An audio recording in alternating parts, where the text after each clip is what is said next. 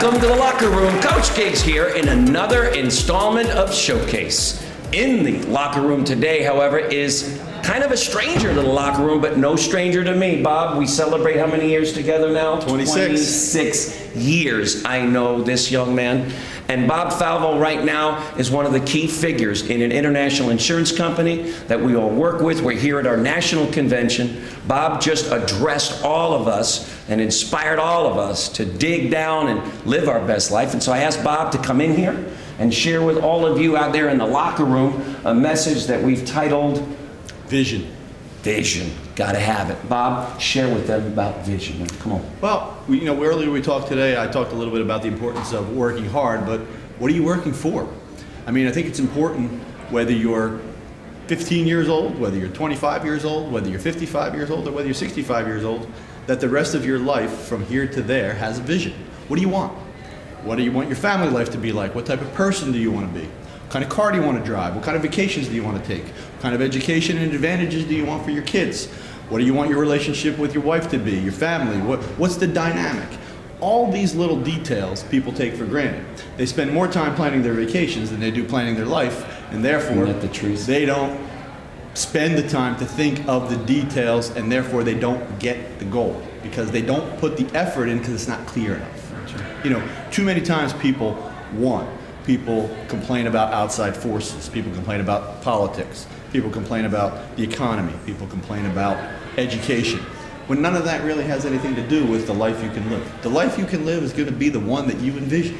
If you envision yourself to be successful, if you envision yourself to be someone who's going to be financially secure, if you envision yourself as someone who's going to have a happy marriage, you're going to have it. If you don't envision that and do the work behind it, wow, there's nothing anybody can do for you. Wow, Bob. You're on your own. Wow.